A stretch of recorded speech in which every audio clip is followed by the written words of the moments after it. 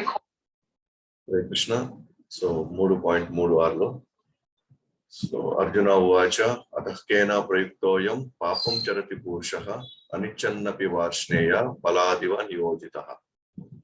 So మనము దీనికి కృష్ణుడు అర్జునుడు ఒక ప్రశ్న వేస్తున్నాడు.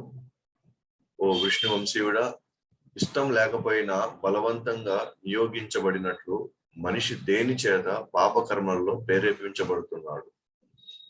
సో ఎందుకు అతను పాపకర్మల్లో అనవసరంగా బలవంతంగా ఇష్టం లేకపోయినా కూడా అతను లాగబడుతున్నాడు అని ఇక్కడ అడుగుతున్నాడు. దానికి కృష్ణుడు సమాధానంగా కామయేష క్రోధయేష రజోగుణ సముద్భవ మహాశనో మహాపాప్మ విద్యేనమిహ వైరిణం. సో కామం ఏదైతే రజోగుణంలో నుంచి వచ్చినటువంటి కామాన్ని, ఆ కామం వల్లనే యాక్చువల్గా ఇష్టం లేకపోయినా సరే బలవంతంగా పాపకార్యాలు నీకుడు అవ్వాల్సిన పరిస్థితి వచ్చేసింది. అదే కామము సరిగ్గా దాన్ని మనం తీర్చమో అప్పుడు ఆటోమేటిక్గా అది క్రోధం కిందకి వెళ్ళిపోతుంది అని చెప్తూ, అది మహాశనో మహాపాప.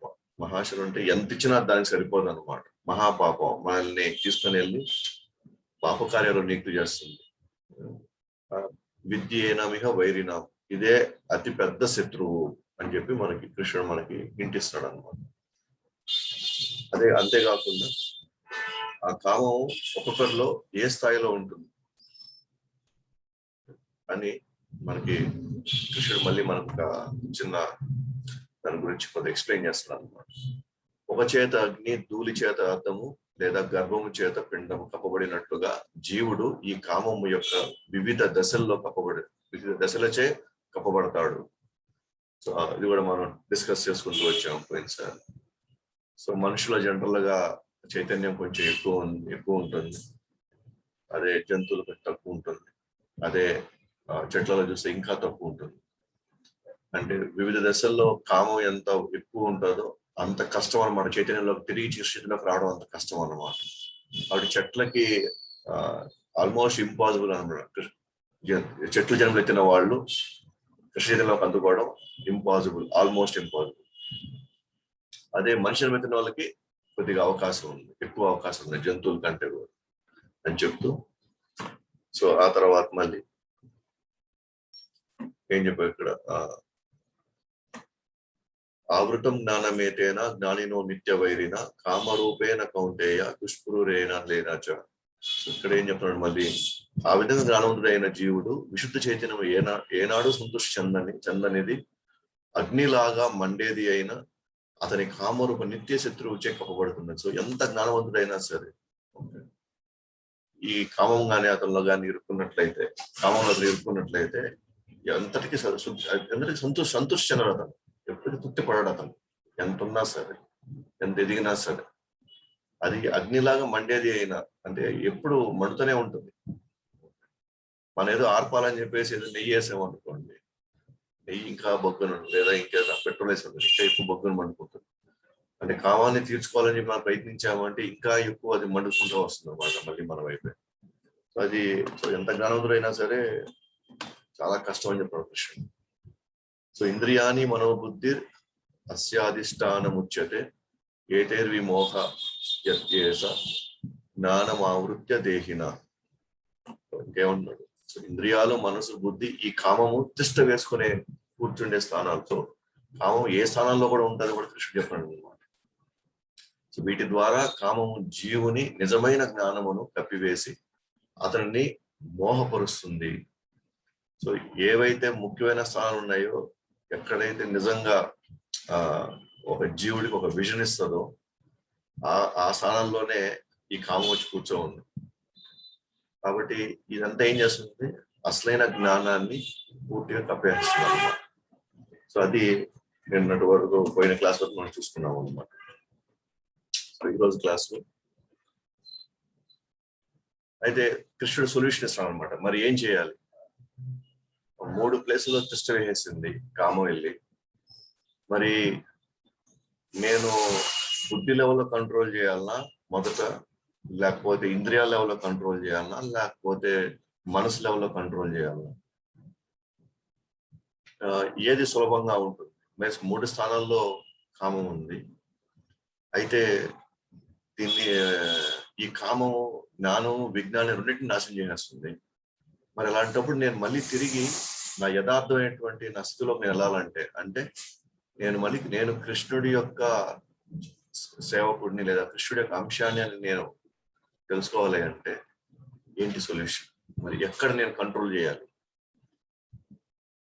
3 సార్లు మనం కంట్రోల్ చేయాలి అని ఉంది మనకు, ఖచ్చితంగా అనుకోవచ్చు మనం. అవును, బుద్ధి లెవెల్లో కంట్రోల్ చేయాలి, మనసు లెవెల్లో కంట్రోల్ చేయాలి, కానీ ఇంద్రియ లెవెల్లో కంట్రోల్ చేయాలి. కానీ 3 స్థానాల్లో ఏది ఈజీగా మనం త్వరగా మనం కంట్రోల్ తెచ్చుకోవచ్చు మిగిలిన వాటితో పోలిస్తే? సో అది మనకి ఇక్కడ కృష్ణుడు చెప్పడానికి ప్రయత్నిస్తున్నాడు అనమాట. తస్మాత్వామింద్రియాణ్యాద్యో నియమ్య భరతర్షభ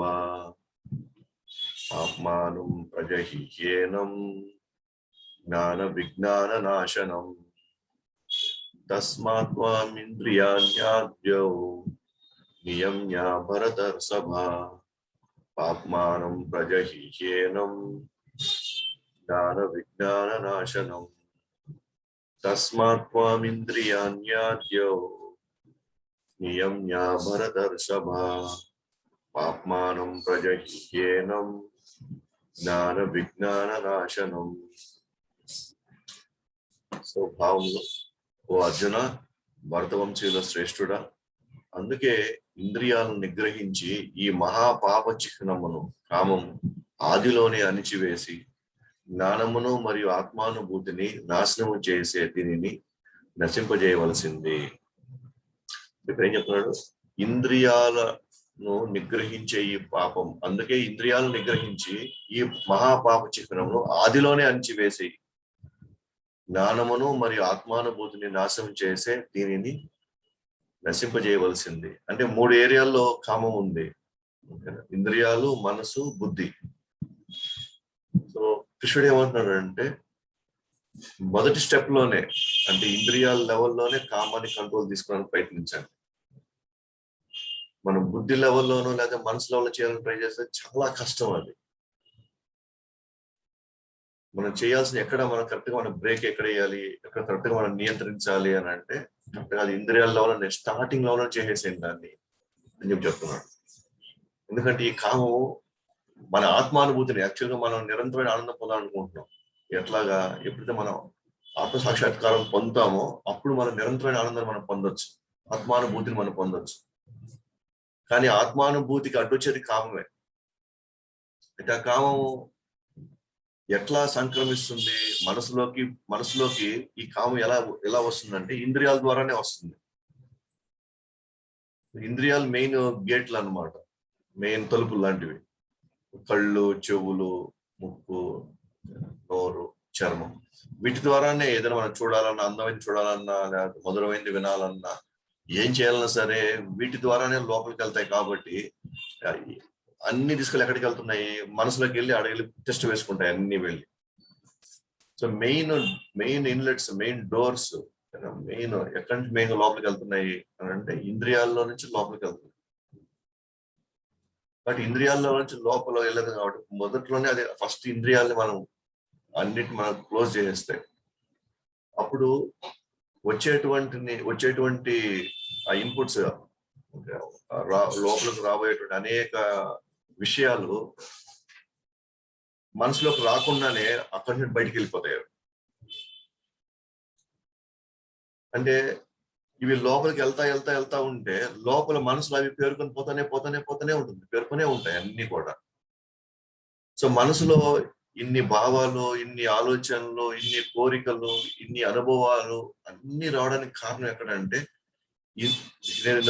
ఇంద్రియాలు, ఇంద్రియార్థములతో ఎంత ఎక్కువ మనం కలుపుతామో, ఎంత ఎక్కువ సార్లు మనం వాటికి ఎక్స్పోజ్ అవుతామో అంత ఇన్ఫ్లో అవుతానే ఉంటుంది, లోపలికి వెళ్తానే ఉంటుంది అనమాట. వెళ్ళి అన్ని ఎక్కడికి వెళ్తాయి? మనసు లెవెల్లోకి పోయి అక్కడికి పోయి స్టోర్ అవుతాయి అన్ని. అక్కడ దేని యొక్క వాసనలు, దేని యొక్క ప్రభావం ఎక్కువ ఉంటుందో అవి ఎక్కువ డామినేట్ చేయడం ప్రారంభిస్తాయి, అవి ఎక్కువ ప్రభావితం చూపిస్తాయి. అయితే నేను లోపల ఇంద్రియాల లెవెల్ నుంచి లోపలికి రావడం నేను ఆపకుండా మనసు లెవెల్ నేను ఆపాలని ప్రయత్నించాను అనుకోండి, ఇది తీసి ఈ ఆలోచన నేను తీసేయాలి, ఈ ఆలోచన నేను తీసేయాలంటే నేను ఎన్ని ఆలోచనలు నేను తీయాలనుకున్నా సరే ఈ ఈ గేట్లు ఓపెన్ అయ్యి ఉంటే అవి వస్తూనే ఉంటాయి కదా, అవి వస్తూనే ఉంటాయి. అప్పుడు నేను మనసులోంచి నేను ఆలోచనలు తీయాలనుకున్నా కూడా మళ్ళీ కొత్త కొత్త ఆలోచనలు నిండిపోతున్నాయి అనుకోండి, అప్పుడు నేను చేసే ప్రయత్నం అంతా కూడా వేస్ట్ అయిపోతుంది కదా. కాబట్టి నేను నిజంగా నేను నా ఆలోచనలు నేను బయటికి తీయాలన్నా దాన్ని ఒక క్రమబద్ధీకరించుకోవాలన్నా ముందు బయట నుంచి వచ్చేటువంటి వాటిని నేను అదుపు చేయాలి. సో అదుపు చేసే మొదటి స్టెప్ ఏంటి అంటే ఫస్ట్ ఇంద్రియాలను నేను నిగ్రహం తెచ్చుకోవాలి. నన్ను పదే పదే ప్రేరేపించేటివి, పదే పదే నన్ను ఉత్తేజపరిచేటివి అది శాస్త్రానికి విరుద్ధంగా ఉంటే వాటిని నేను ముందు వాటిని ఎట్టి పరిస్థితుల్లో నేను నా ఇంద్రియాల్లోకి రానికుండా మాక్సిమం నేను జాగ్రత్త పడాలి.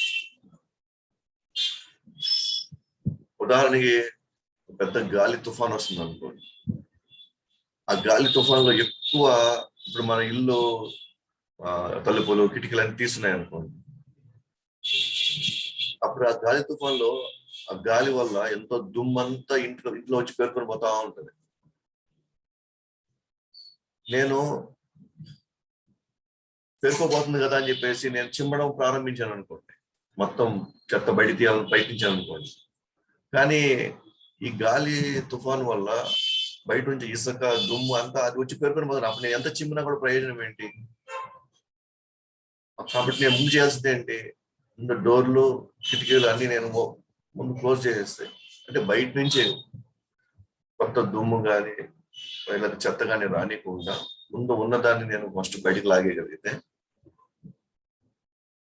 ఆటోమేటిక్ కొంతకాలం తర్వాత తుఫాన్ ఆగిపోతుంది. ఇంకా పదే పదే అది రావడం, ఒకవేళ అది వచ్చాయంటే మళ్ళీ మనం ఫస్ట్ ఏం చేయాలి, మళ్ళీ డోర్లు కిటికీలు ఇవే ఫస్ట్ మనం క్లోజ్ చేసేయాలి. కాబట్టి సో మెయిన్ పాయింట్ ఏంటంటే ఇక్కడ అందుకే కృష్ణుడు ఇక్కడ ముందు ఇంద్రియాలను నిగ్రహించుకోవడానికి ప్రయత్నించండి, ఇంద్రియాల లెవెల్ దాన్ని కట్ చేసేసేయండి. ఒకసారి లోపలికి ఎంటర్ అయిన తర్వాత మనసు లెవెల్లో కానీ బుద్ధి లెవెల్లో కానీ వాటిని తీసి బయటకు పంపించడం చాలా కష్టం. ఉదాహరణకి మన ఇంటికి ఇంకా దొంగ వస్తున్నాడు అనుకోండి, దొంగ ఎవరైనా ఒక శత్రువు వస్తున్నాడు అనుకోండి, మనం మొదటి లెవెల్లో చేయాల్సింది ఏంటంటే డోర్ దగ్గరే అతను లోపలికి రానికుండా మాక్సిమం మనం అక్కడే డోర్ని గట్టిగా పట్టుకొని గట్టిగా అదుపుకొని ఉంటే వాడు ఎంత తట్టినా ఎంత కొట్టినా సరే దాన్ని ఎంత తన్నినా సరే అది లోపలికి రాకుండానే మనం మాక్సిమం మనం పెట్టాల్సినటువంటి శక్తి అంతా అక్కడే పెట్టాలి. మనం ఒక్కసారి మనం కానీ డోర్ కానీ తీసామనుకోండి, వాడు ఒకసారి లోపలికి వచ్చిన తర్వాత ఇంకా బయటకు పంపించడం చాలా కష్టం. ఇంకా అంటే కాంప్లికేట్ అయిపోతుంది, ఇంకా ఎక్కువ శక్తి మనం ఉపయోగించాలన్నమాట బయటికి నెట్టాలంటే. కానీ దొంగని లోపలికి రానికుండానే మాక్సిమం మనం ఫస్ట్ మనం ట్రై చేసామనుకోండి, ఉన్న శక్తి అంతా ముందేగా ప్రయత్నిస్తే ఇంకా అతను రాకుండా అప్పుడు మనం సేఫ్ గా ఉంటాం. సో అదేవిధంగా ఇక్కడ మెయిన్ ముఖ్యమైన ఇంకోటి ఏంటంటే మనసుకి కొత్త ఆలోచనలు, కొత్త వస్తువులు, కొత్త విషయాలు దాని మీద ఎక్కువ ఆసక్తి ఉంటుంది అన్నమాట మనసుకి. అంటే కొత్తగా పంపించే కొన్ని లోపలికి మనసు అంటే ఆనందం కోసం పాకులాడుతుంది. కాబట్టి కొత్త దాంట్లో ఇంకేదైనా ఉందా అని వాటి మీద ఎక్కువ ఆసక్తి చూపిస్తుంది మనసు, ఎక్కువ ఆసక్తి చూపిస్తుంది. అందువల్ల కొత్త వాటిని ఏది మనం ఎంటర్ కానికుండా ఉన్న వాటిలతో ఏం చేయాలి, ఎట్లా చేయాలి, ఉన్న వాటితో మనం ఏ విధంగా మనం డీల్ చేయాలి అని మనం దాని మీద మనం ఫోకస్ పెట్టామనుకోండి, కొంత సమయానికి మనం వాటిని ఈజీగా డీల్ చేసి నెమ్మది మనం బయట పడేయవచ్చు. కానీ మనం ఇంద్రియాలు అదుపు తెచ్చుకోకుండా కొత్త వాటిని లోపలికి పంపిస్తామని అనుకోండి, మనసుకి ఇంకా కావాల్సినంత వైడ్ రేంజ్ ఆఫ్ చాయిసెస్ దొరుకుతాయి. అంటే వాడికి కావాల్సిన విషయాలు, దానికి అనుభవించడానికి కావాల్సినటువంటి అనుభవాలు ఇంకా చాలా ఉంటాయి అన్నమాట ఇక్కడ. అది అప్పుడు ఇటువైపు వెళ్తుంది, అటువైపు వెళ్తుంది, అది కావాలంటుంది, ఇది కావాలంటుంది, ఇది బాగుంటుంది, ఇదైతే ఇట్లా ఉంటుంది అని అనేక సందర్భాల్లో మనసు అన్నిటి మీద ఒక పట్టు సంపాదించి అన్నిటిని అనుభవించాలనుకుంటుంది. కానీ ఎప్పుడైతే మనం కొత్తవి లోపలికి ఎంటర్ కానికుండా, అంటే కొత్త కొత్త ఇంప్రెషన్స్, అంటే కొత్త కొత్త వాసనలకి మనం అలవాటు కాకుండా వాటిని ముందుగానే మనం కానీ నియంత్రణ చేసినట్లయితే మనం పాత వాటిలతో డీల్ అవుతాం. అయితే మనసుకి పాత వాటిలతోనే ఉండాలంటే బోర్ కొడుతుంది. మనం అందుకనే మనం చూసిన సినిమానే ఎక్కువ సార్లు చూడలేము. మనం చూసినటువంటి క్రికెట్ మ్యాచ్ మళ్ళీ మళ్ళీ చూడలేము. చూసిన సీరియల్ ఎపిసోడ్స్ మళ్ళీ మళ్ళీ మనం చూడలేము. దానికి ఎప్పుడు నెక్స్ట్ సినిమా ఏంటి, నెక్స్ట్ ఎపిసోడ్ ఏంటి, నెక్స్ట్ మ్యాచ్ ఏంటి, లేదా నెక్స్ట్ వీడియో గేమ్ ఏంటి, నెక్స్ట్ నవల్ ఏంటి, అంటే కొత్త కొత్త వాటి మీద వెళ్ళడానికి అది ఉత్సాహం చూపింది. ఎందుకంటే ఇంకా దాంట్లో ఏదైనా రసం ఉందా, ఇంకా దాంట్లో ఏదైనా రుచి ఉందా, ఇంకేదైనా రుచి ఉందా, ఇంకా ఆనందం కావాలి, ఇంకా ఆనందం కావాలని అది పాపులాడుతూనే ఉంటుంది. అది కానీ ఎప్పుడైతే మనం కొత్త వాటిని లోపలికి పంపించడం, అంటే నేను ఇంకా ఈ సినిమాలు నేను చూడను, లేకపోతే నేను సీరియల్ చూడను, అది ఏదైనా సరే, అది ఒక సినిమా సీరియలే కాదు, మనకి ఒక వస్తువు మీద అవ్వచ్చు, తిండి పదార్థం కావచ్చు, అది బంగారు కావచ్చు, లేకపోతే మనకి కొత్త కొత్త పరికరాలు కావచ్చు, లేకపోతే ఇప్పుడు అమెజాన్ అని కొత్త కొత్త వస్తువులు కావచ్చు. వేటి మీద అయితే మనకి విపరీతమైనటువంటి ఆసక్తి ఉంటుందో, కొత్త కొత్త తెలుసుకోవాలి, కొత్త కొత్త చూడాలి, కొత్త కొత్త నేను అనుభవించాలని ఉంటాయో, అది ఎవరైనా సరే, ఏ రంగంలో సరే,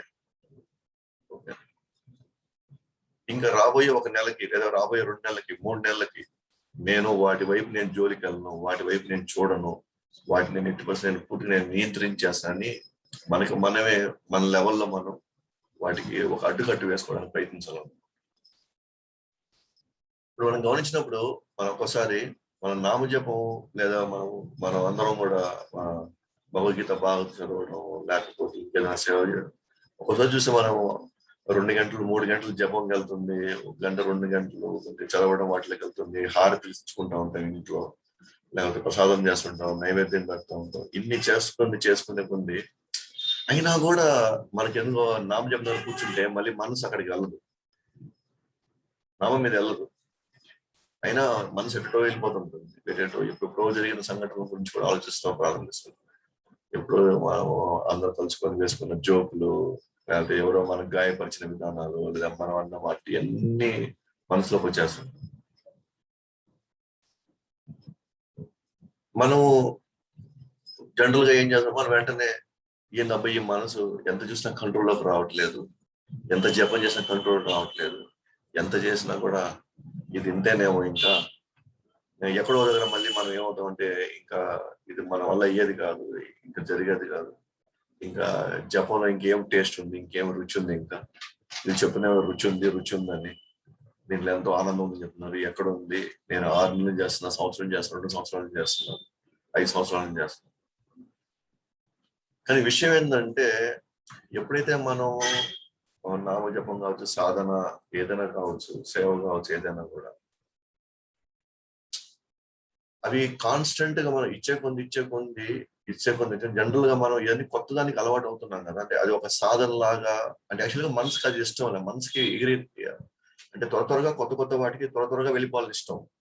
కానీ మనం ఏం చేస్తున్నాం అంటే, కాన్స్టెంట్ గా ఒకే జపం చేయడం ప్రయత్నిస్తున్నాం, కాన్స్టెంట్ ఒకటే భగవద్గీత, లేదా భాగవతం, లేకపోతే ఇంకా ప్రభుపాద పుస్తకాలు, ఒకటే సేవ, ఒకటే ఇది అనేసరికి మనసుకి బోర్ కొట్టేస్తుంది. ఎందుకంటే మనసుకి కొత్తవి కావాలి. ఎప్పుడైతే మనం 2 నెలలు, 3 నెలలు, 6 నెలలు ఒకే దాంట్లో మనం చేసుకుంటూ వెళ్తుంటామో, మనసుకి ఒక విధమైన మనకి మన ఏదో కట్టడి అయిపోయినట్టు, మనం ఏదో బలవంతంగా చేస్తున్నట్టు, ఒక మెకానికల్ గా మనం వెళ్ళిపోతున్నట్టు మనకు ఒక ఫీలింగ్ వచ్చేస్తుంది. ఆ సమయంలో మనం ఏం చేస్తామంటే, ఒక సందర్భంలో మనము ఇప్పుడు దాకా మనం 2 గంటలు జపం చేసాము, ఒక 10 నిమిషాలు పేపర్ చూసి ఏమైంది, 2 గంటలు చూసాం కాబట్టి అయితే ఒక అరగంట సేపు ఒక సీరియల్ చూసి ఏమైంది, లేకపోతే ఇంకోటి రకరకాల ఎంగేజ్మెంట్స్ కోరుకోరు. కొద్దిసేపు చాటింగ్ చేస్తాం కొద్దిగా, మా ఫ్రెండ్స్ పాత వాళ్ళు కొత్త వాళ్ళు ఎవరెవరో కొద్దిగా జస్ట్ రిలాక్సేషన్. కానీ విచిత్రం ఏంటంటే మనసు ఆల్రెడీ దేని మీద ఆల్రెడీ రుచిగా ఉందో ఆ రుచిగా ఉన్న వాటికి యాక్చువల్ చెప్పాలంటే తక్కువ సమయం ఇచ్చినా కూడా మనసు దాన్ని ఎక్కువ తీసుకుంటారు అనమాట. ఉదాహరణకి 8 గంటల సాధన, సేవ, నామ జపం 8 గంటలు చేస్తున్నా సరే 6 నెలలైనా 1 సంవత్సరం అయినా 2 సంవత్సరాలైనా ఎందుకు మనసులో హరే కృష్ణ మంత్రం రావట్లేదు? 8 గంటలు పరిధిలో మనం ఇన్ని చేసినా 24 గంటలు 8 గంటలు దీనికే మనం కేటాయించినా కూడా అది వివిధ రూపాల్లో హారతలు అవచ్చు, కీర్తనలు నేర్చుకోవడం కావచ్చు, ఎట్లయినా తీసుకున్నాం సరే.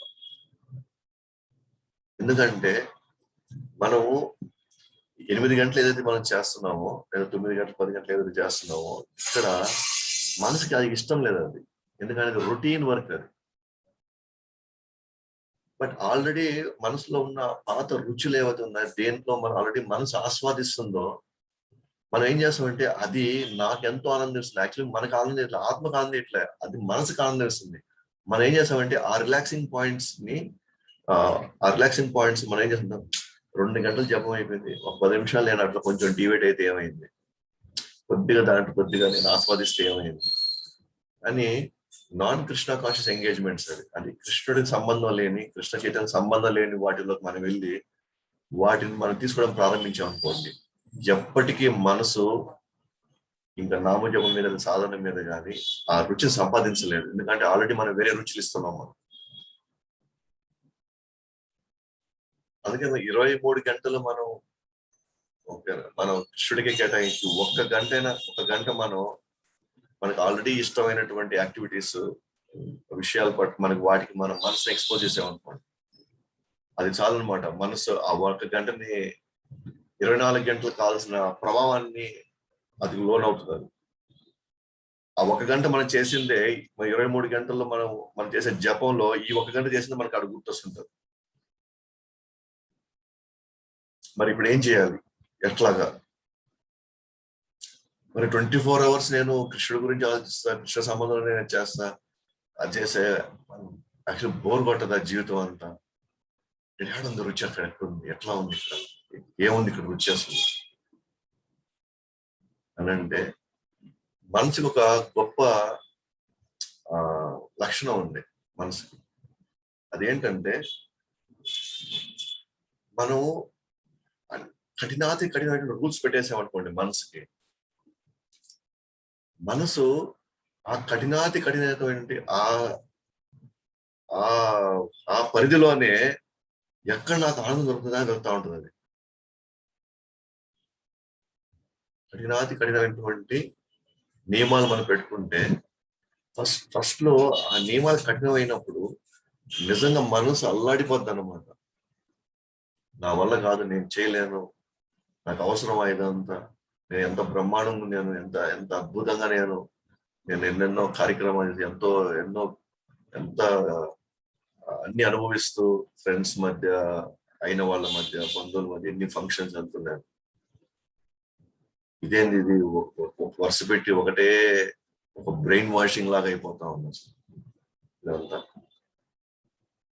కాబట్టి ఆ మనసు ఎంతసేపు ఎప్పుడైతే మనం కఠినం చేస్తా ఉంటాం, 2 గంటల నామ జపం నుంచి 16 మాల జపం నుంచి 32 మాలలు అన్నాం, లేకపోతే మన 5 శ్లోకాలు చదివే వాళ్ళ 10 శ్లోకాలు చదవడం ప్రారంభిస్తాము, మనసుకి ఒక విధంగా కొట్టుమిట్లాడుతుంది లోపల అది. కొట్టుమిట్లాడి ఎక్కడో ఒక స్టేజ్ లో నా వల్ల కాదు, నేను చేయలేను, ఇది జరిగే పని కాదు, అయ్యే పని కాదని ఈ ఇదిలోకి వెళ్ళిపోతుంది. ఎందుకనంటే మనసుకి ఒకటే యాక్టివిటీ పదే గంటలు ఇచ్చినప్పుడు ఏమవుతుందంటే అది అల్లాడిపోతుంది. ఎందుకంటే ఇప్పుడు దాకా అది ఆనందానికి మరిగిపోయింది. కొత్త వాటిల్లో ఆనందం కోసం అది ఆనందం వెతుకుతూ ఆనందం అనుభవిస్తూ అది విపరీతంగా ఎన్నో యుగాలుగా, ఎన్నో జన్మలుగా అనుభవిస్తుంది. సడన్ గా ఒకే యాక్టివిటీని మనకి ఇచ్చుకుంటూ పోతా ఉన్నాం అనుకోండి, ఇప్పుడు మనకి ఇష్టమైనటువంటి కొన్ని నియమాలు కూడా వాటి మనం వదిలేసుకుంటున్నాం ఇప్పుడు. కానీ నాలుగు అది కావాలి, ఇప్పటికీ మనకి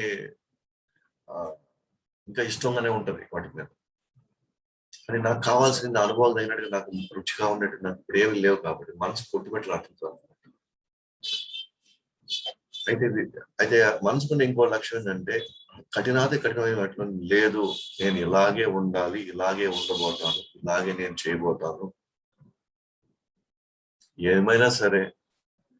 ఎందుకంటే ఇంతవరకు అనుభవించిన దాంట్లో కానీ ఇంతవరకు నేను చూసిన జీవితంలో నాకు ఎక్కడ కూడా అనుకున్న విధంగా నాకేమి రిజల్ట్స్ ఏమలేదు. పైగా నేను ఇంకా నాశ అయిపోతున్నాను. బట్ ఇది ఆచార్యులు ఇంతకుముందు మన ఆచార్యులు, గొప్ప గొప్ప భక్తులు స్వయంగా భగవంతుడు ఇచ్చినటువంటి ఈ మార్గాన్ని నేను కఠినమైన, ఇబ్బంది అయినా, కొంచెం కష్టమైనా సరే నేను ఫాలో అవుతాను, చూస్తాను, ఎంతవరకు వెళ్తాను నేను చూస్తానని మనం భగవంతుని ప్రార్థిస్తూ మనం దీంట్లో ముందుకు వెళ్తూ ఉన్నాం అనుకోండి, మనసు యొక్క లక్షణం ఏంటంటే ఈ కఠినమైన దాంట్లో నుంచే నాకు ఆనందం ఇచ్చేది ఏంటని వెతుకుతుంది అనమాట. ఇప్పుడు సింపుల్ అనమాట. ఇప్పుడు మనం హోటల్కి వెళ్ళాము అనుకోండి, మనకి రకరకాల చాయిసెస్ ఇస్తారు. మనం చాయిసెస్ తీసుకోవచ్చు. మనం పూరి, దోశ, చపాతి, మన ఇష్టం ఏది కావాలంటే అది తీసుకుంటాం. మనం తింటూ ఉండొచ్చు. మనం పరోటా ఏదైనా తీసుకోవచ్చు. కానీ అదే మనం తీసుకుని వెళ్ళి ఒక గదిలో వేసేసి మనకి అసలు ఏమి ఆహారం ఇవ్వకుండా మనకి ఉప్మా వేసారు అనుకోండి, ఉప్మా పెట్టారు అనుకోండి, మనకి అసలు ఇష్టం లేదు బయటైతే ఉప్మా. కానీ మొదటి రోజు, రెండో రోజు, మూడో రోజు, నాలుగో రోజు మనకి అసలు ఏం పెట్టకుండా 5వ రోజు ఉప్మా పెట్టారు అనుకోండి, ఆ ఉప్మాలో ఆనందాన్ని ఆస్వాదించడానికి ప్రయత్నిస్తుంది. మనకి ఎక్కువ చాయిస్లు ఇచ్చినప్పుడు ఉప్మా అసలు మనకి వర్స్ట్ అనమాట. అసలు అదంటేనే మనకి పడదు. కానీ ఏమీ లేనప్పుడు, ఏది మనకు జరిగినప్పుడు మనసు ఆ ఉప్మాలో ఆనందాన్ని తీసుకోవడం ప్రారంభిస్తుంది. కానీ స్టార్టింగ్ లో 4 రోజులు మనకి ఏం పెట్టలేదు, 5 రోజులు మనకు ఉప్మా ఇచ్చిన స్టార్టింగ్ లో మనసు ఇదే ఉప్మా చీచి అంటాం. కానీ 4వ రోజు, 5వ రోజు, 6వ రోజు, 10వ రోజు అయ్యేసరికి ఆ ఉప్మాలో ఏదో ఒక అంశాన్ని రుచిగా తీసుకుంటారు. దాంట్లో ఉన్న దేంట్లో ఆ రవ్వలోనో, లేకపోతే వేసిన ఉప్పులోనో, లేకపోతే దాంట్లో వేసిన ఏదో దాంట్లో రుచి తీసుకోవడం ప్రారంభిస్తుంది. మనసు లక్షణం ఏంటంటే, మనం కఠినమైన నియమాలు పాటించినప్పుడు ఆ కఠినమైన నియమాల పరిధిలోనే ఏది ఆనందాన్ని ఇస్తుందో దాని వినడం ప్రారంభిస్తుంది. ఉదాహరణ, మనం నరకానికి తీసుకెళ్ళినా సరే, ఇప్పుడు మనం చచ్చిపోయామనుకోండి, మన పాప కర్మలు చేస్తాం, నరకానికి తీసుకెళ్ళినా సరే మనల్ని విపరీతంగా మనల్ని అక్కడ హింసించినా సరే ఎట్లో ఒకట్లాగా ఆ నరకంలోనే ఉండాలని కొంతకాలానికి మనమే దానికి సెటిల్ అయిపోతాం అనమాట. దాంట్లో ఎక్కడో దగ్గర సపోజ్ 2 కోటింగ్లు ఇవ్వాలి. మొదటి ఒకసారి వచ్చి ఫైనల్ ఒక కోటింగ్ ఇస్తాడు, అంటే వాళ్ళు దెబ్బలు కొట్టారు, భయంకర మనల్ని టార్చర్ చేశారు. ఒక 20 నిమిషాలు, 30 నిమిషాలు మళ్ళీ సెకండ్ కోటింగ్ మళ్ళీ స్టార్ట్ అవుతుంది అనుకోండి, మళ్ళీ మనల్ని కొట్టడం ప్రారంభించారు అనుకోండి. ఈ 30 నిమిషాల గ్యాప్ ఉంది చూసారా, అంటే మొదటి కోటింగ్ కి రెండో కోటింగ్ మధ్యలో ఆ 30 నిమిషాల కోటింగ్ ని బ్రహ్మాండంగా, ఆ 30 నిమిషాల వ్యవధి ఫ్రీగా ఉందా, అబ్బా ఎంత హాయిగా ఉన్నప్పుడు ఈ 30 నిమిషాలు అంటే దాంట్లో మళ్ళీ ఆనందం ప్రారంభిస్తుంది. అంతేగాని ఈ కఠినమైన ఈ దెబ్బల నుంచి ఎట్లా బయటపడాలా అప్పుడు అది ఆలోచించదు. ఎందుకంటే ఫస్ట్ ప్రారంభించండి, ఎట్ట బయటపడాలి. కానీ అక్కడ అవకాశం లేదు కదా. ఫస్ట్ కోటింగ్ ముందు కోటి, తర్వాత ఒక అరగంట రెండో కోటింగ్, ఇట్లాగే అరగంట కోటింగ్ ఉంటుంది. ఆ అరగంటలో ఆనందాన్ని ఎట్ట తీసుకోవాలా, ఏం చేయాలి, నేను ఈ దెబ్బల్ని మర్చిపోవడానికి దీంట్లో వచ్చి నేను ఆనందం ఎట్ట తీసుకోవాలని అట్లా ఆలోచిస్తుంది మనసు. అందుకే మనకి చిన్నప్పుడు కూడా పాత రోజుల్లో మనం బ్రహ్మచారులుగా ఈ వ్యవస్థ అంతా ఎందుకు చిన్నప్పుడు కఠినంగా వాళ్ళకి అంటే ఆ శిక్షణ అలా ఉండేది గురుకులంలో. ఎందుకనంటే అంత కఠిన నియమాలకి అడ్జస్ట్ అయినప్పుడు లోపల నుంచి ఒక ఆనందాన్ని ఆకర్షణ ప్రారంభిస్తారు. ఎందుకంటే ఆ కఠిన నియమాలు ఆ ఆత్మకు మేలు చేస్తుంది, ఆ జీవుడికి ఉన్నతమైన జీవితాన్ని ఇస్తుంది. అయితే ఎప్పుడైతే మనం ఆ నియమాలు పెట్టకుండా వాళ్ళకి ఇష్టం వచ్చింది మనం తీర్చి ఇష్టం వచ్చింది మనం చేయడం ప్రారంభించామనుకోండి, అది మనసు మనం ఇచ్చేదంతా సాటిస్ఫై కాదు. అది ఇంకా కావాలి ఇంకా కావాలి ఇంకా కావాలి అని అన్నప్పుడు ఆ తర్వాత వాళ్ళు మన దగ్గర ఉన్న డబ్బు సరిపోదు, అక్కడ వాళ్ళు మనం ఇచ్చే వసతులు సరిపోదు. అది ఇంకా ఇంకా ఇంకా ఇంకా కోరుకుంటుంది. ఎందుకంటే ఇప్పుడు రెండు ఉన్నాయి, కామము తీరలేదనుకోండి, అది క్రోధం కింద మారుతుంది, కోపం వచ్చేస్తుంది. అదే కామాన్ని తృప్తిపరిచామనుకోండి, అది లోభం కింద మారుతుంది. లోభం అంటే ఇంకా కావాలంటుంది. ఇవ్వకపోతేనేమో క్రోధం అయిపోతుంది, ఇస్తేనేమో లోభం అయిపోతుంది. లోభం అంటే అది నాకు చాలలేదు, నాకు ఇంకా కావాలి. అంటే అందుకే కామం అనే దాన్ని ఇప్పుడు అందుకే కృష్ణుడు ఏమంటాడు ఇక్కడ, బెస్ట్ థింగ్ ఏంటంటే దాన్ని ఇన్షియల్ కట్టడి చేసేది దాన్ని. అందుకే నియమాలతో కట్టడి చేస్తున్నాం. అందుకే ఈ శ్లోకంగా మనం గమనిస్తే, తస్మాత్వం ఇంద్రియాణ్యాద్యో నియమ్య భరత సభ, నియమాలతో. తస్మాత్వ ఓకేనా, ఇమ్మీడియట్ గా ఇంద్రియాల లెవెల్లో నియమించేసి అక్కడే నియంత్రించేసేయండి దాన్ని. అందుకే మనకి 4 నియమాలు ఇచ్చింది. అందుకనే మనకి అది మాక్సిమం అట్లీస్ట్ అంటే మనల్ని మోస్ట్ డేంజరస్ సిచ్యువేషన్ లో పడేటువంటి ముఖ్యమైన నియమాలు, ముఖ్యమైన విషయాలని భగవంతుడు నియంత్రించుకోమంటున్నాడు. సో దట్ అవి మన మనసులోకి వెళ్ళి గూడు కట్టుకోకుండా. ఎందుకంటే ఈ విషయాలు ఇంద్రియాల ద్వారా వచ్చేటువంటి కొత్త కొత్త విషయాలు ఏం చేస్తున్నాయి, జ్ఞాన విజ్ఞాన నాశనం. ఎందుకంటే అది లోపలికి వచ్చే కొంది అది బాగుందనుకోండి, మనసు నాకు ఇంకా కావాలి ఇంకా కావాలంటుంది. ఇంకా కావాలి మనసు ఉన్నప్పుడు ఇంద్రియాలు ఇంకా పరిగిస్తాయి అన్నమాట, ఇంకా పరిగిస్తాయి. అప్పుడు అసలైన జ్ఞానం కప్పబడిపోతుంది, అసలైన విజ్ఞానం కప్పబడిపోతుంది. జ్ఞానానికి విజ్ఞానం తేడా. జ్ఞానం అంటే ఇన్ఫర్మేషన్, విజ్ఞానం అంటే రియలైజేషన్ అన్నమాట. నాలెడ్జ్ ఉంది ఇదని, కానీ విజ్ఞానం అంటే దాన్ని దాన్ని సాక్షాత్కరించుకోవడం, దాన్ని మనం కంప్లీట్ గా కన్విన్స్ అయిపోవడం, ఎస్ అనుభవంలోకి వెళ్ళడం అన్నమాట. అది విజ్ఞానం అంటే. కాబట్టి అది పాపమానం ప్రజహీహేనం, విపరీతమైన పాపాన్ని పెంచేటువంటి అనేక ఇంద్రియార్థాలు. వాటిని ఇంద్రియార్థాలు నియంత్రించాలంటే ఇంద్రియాలను నియమాలు ఇవ్వాలి, వాటిని నియంత్రించాలి. లేకపోతే ఈ జ్ఞాన విజ్ఞాన నాశనం జరిగిపోతుంది. సో ఆ విధంగా మనం గమనిస్తే మనం అందుకనే చిన్నపిల్లల లెవెల్లో కూడా ఎందుకు మన సంప్రదాయంలో చూసి మన కల్చర్ అంతా కూడా పిల్లల్ని చిన్నప్పుడు కొన్ని కఠినమైనటువంటి నియమ నిబంధనలతో కంపల్సరీగా మనం వాళ్ళని పెంచాలంటారు. ఎస్, వాళ్ళకి అది ఇష్టం ఉండదు, వాళ్ళకి అది చాలా కష్టంగా ఉంటుంది, చాలా ఇబ్బందిగా ఉంటుంది వాళ్ళకి. కానీ ఎప్పుడైతే మనం ఇది ఇంతవరకు అనే కొంత నాలెడ్జ్ ఇచ్చి ఇందువల్ల మనం దీంట్లోనే ఉండాలి, ఈ పరిధిలోనే మనం జీవించాలి అన్నప్పుడు వాళ్ళు డెఫినెట్ గా దాంట్లో వాళ్ళు ఆనందం ప్రారంభిస్తారు వాళ్ళు. అయితే ఒక్కోసారి మనకి ఎట్లా ఉంటుందంటే ఇది ఎప్పుడైతే మనం వేరే వాటికి స్కోప్ ఇవ్వకుండా ఉన్న దాంట్లోనే మనం చేయడం ప్రారంభించామనుకోండి, ఉన్న దాంట్లోనే జీవించడం ప్రారంభించామనుకోండి, కానీ పాత వాసనలు మళ్ళీ వచ్చి మనం డిస్టర్బ్ చేస్తుంటాం, కొంచెం మనం వీక్ చేస్తుంటాం.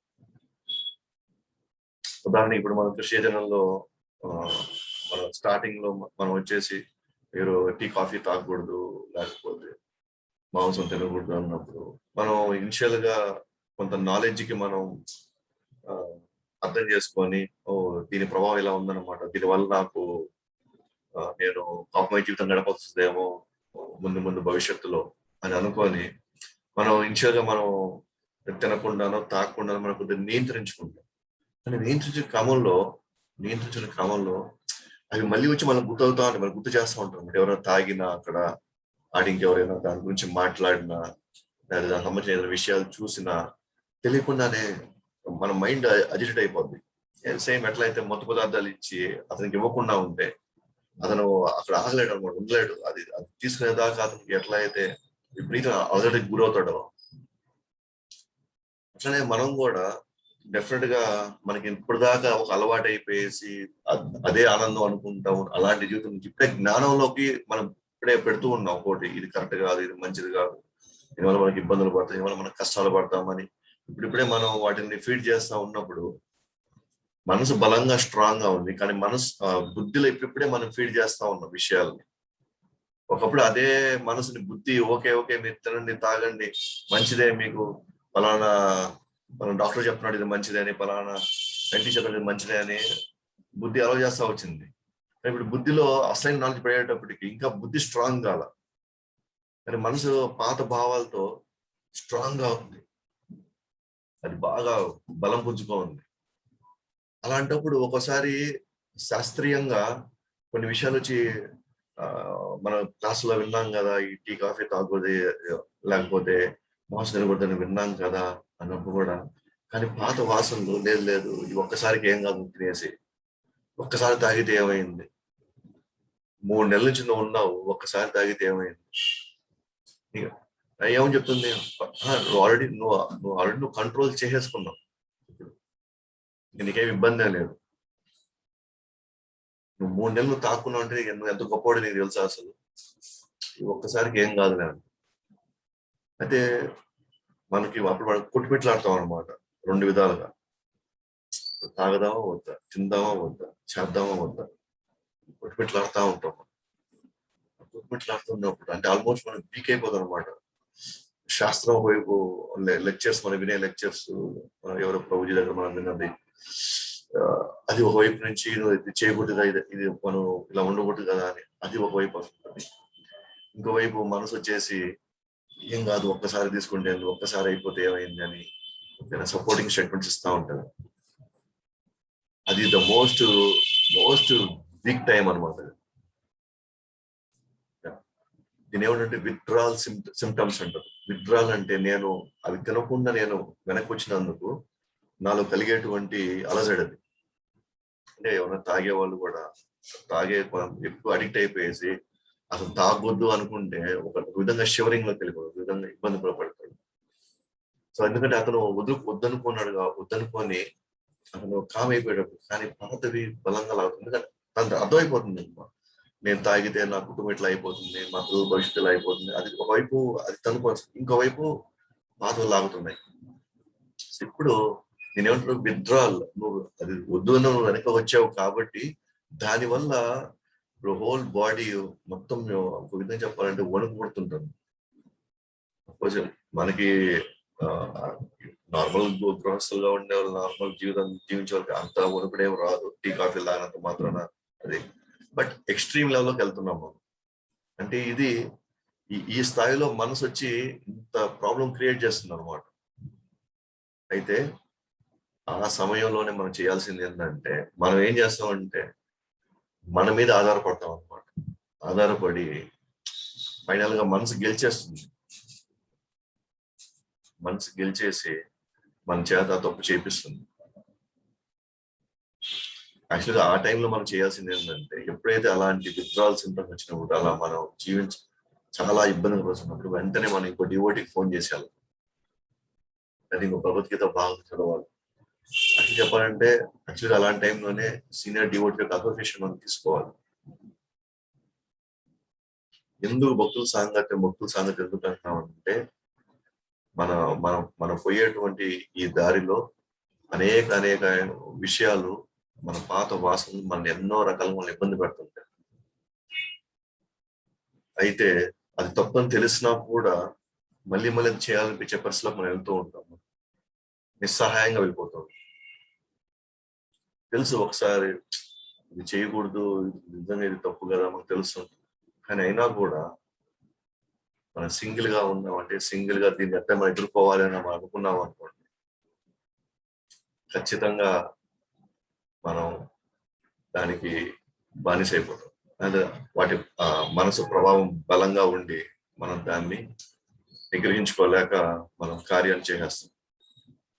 కానీ యాక్చువల్గా అక్కడే మనం భక్తుల సాంగత్యం తీసుకొని భక్తులతో మాట్లాడినప్పుడు, అర్థం చేసుకున్నప్పుడు, వాళ్ళకి ఇలాగ ఏమైనా అయినప్పుడు వాళ్ళ ఎక్స్పీరియన్స్ వాళ్ళు షేర్ చేసుకున్నప్పుడు మనం కొద్దిగా సేఫ్ సైడ్ లో పడి వాటి ప్రభావానికి ఇది కాకుండా గురి కాకుండా మనం కొంచెం ఆ టఫ్ ఫేజ్ ఒక 10-15 నిమిషాలు 20 నిమిషాలు ఉంటుంది, దాన్ని దాటేస్తాం అనమాట. అట్లా మనం 2, 3, 4, 5, 10 సార్లు నో నో నో అని మనం వాటిలో మనసు ప్రభావానికి వెళ్ళకుండా మన బుద్ధి ప్రభావంతో అంటే ఇవి చేయకూడదు, ఇది ఉండకూడదు, ఇలా మనం చేయకూడదు అని మనం చేసినప్పుడు ఏమవుతుందంటే అప్పుడు కొంతవరకు మనం ఆ స్ట్రాంగ్ ఇనిషియల్ మనం ఎట్టైనా సరే మనం ఇబ్బంది పడేటువంటి ఆ పరిస్థితుల నుంచి వాటిని ఈజీగా దాటే పరిస్థితి మనం వెళ్ళిపోతాం అనమాట. మనం సింగిల్ గా ఉండి సింగిల్ గా మనం ఫైట్ చేయాలి అని అనుకుంటే మాత్రం ఎవరు సహాయం తీసుకోకుండా డెఫినెట్ గా ఈ రోజు మనం జయించిన రెండో రోజు మనం ఖచ్చితంగా దానికి చాలా సందర్భాలు మనం అనుకోవచ్చు, నేను సింగిల్ గా ఉన్నాను, సింగిల్ గానే చేసుకోగలుగుతాను, సింగిల్ గానే అన్ని నేను చూసుకోగలుగుతున్నాను, అన్ని బ్రహ్మాండంగా నడుస్తున్నాయి అని. అందుకే మనం చాలా సందర్భాల్లో మనం అనుకుంటాం మన జీవితాలు బాగానే ఉన్నాయి కదా సింగిల్ గా ఉండేది, మనం గ్రూప్ గా వెళ్తే అసోసియేషన్ లోకి వెళ్తే అది ఏమొస్తాయో ఏమేమి వస్తాయో ఎందుకు మనకు అనవసరంగా. కానీ యాక్చువల్ థింగ్ ఏంటంటే మనం సింగిల్ గా చేసుకుని వెళ్తున్నాం అంటే మనం మాయలో ఉన్నామని అర్థం. ఎందుకంటే ఇంకో దగ్గర పోయి నా వీక్నెస్ చెప్పాలన్నా కూడా నాకు ఎక్కడో తెలియని ఒక జంకు భయం.